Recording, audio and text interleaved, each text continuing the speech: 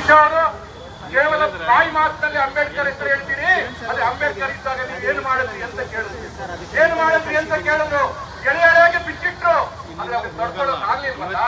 ಅದಕ್ಕೆ ನಾವು victim card pay ಮಾಡಿ ರಾಹುಲ್ ಗಾಂಧಿ ಅವರು ಲೀಡರ್ ಆಫ್ ಅಪೋಸಿಷನ್, ಲೋಕಸಭೆಯಲ್ಲಿ ಲೀಡರ್ ಆಫ್ ಅಪೋಸಿಷನ್ ಅವರನ್ನೇ ಯಾರಾದ್ರೂ ನಿಮಗೆ ಪರಿಚಯ ನಾರಾಯಣ ಸ್ವಾಮಿ ನಿಮಗೆ ಏನಂತ ಮಾತಾಡ್ತಾರೆ.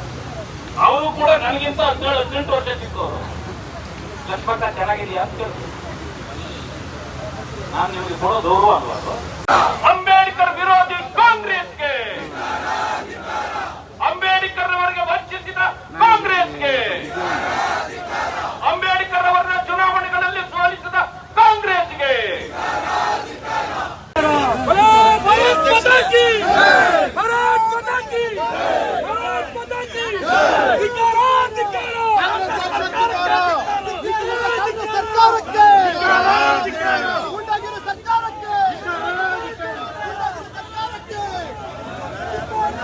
ಅಮಿತ್ ಶಾ ಅವರು ಕೇವಲ ಬಾಯಿ ಮಾತಿನಲ್ಲಿ ಅಂಬೇಡ್ಕರ್ ಹೆಸರು ಹೇಳ್ತೀರಿ.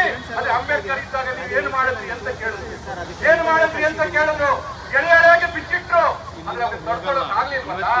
ಅದಕ್ಕೆ ನಾವು ವಿಕ್ಟಿಮ್ ಕಾರ್ಡ್ ಪೇ ಮಾಡಿ ರಾಹುಲ್ ಗಾಂಧಿ ಅವರು ಲೀಡರ್ ಆಫ್ ಅಪೋಸಿಷನ್, ಲೋಕಸಭೆಯಲ್ಲಿ ಲೀಡರ್ ಆಫ್ ಅಪೋಸಿಷನ್ ಅವರನ್ನೇ ಯಾರಾದ್ರೂ ನಿಮಗೆ ಪರಿಚಯ ನಾರಾಯಣ ಸ್ವಾಮಿ ನಿಮಗೆ ಏನಂತ ಮಾತಾಡ್ತಾರೆ.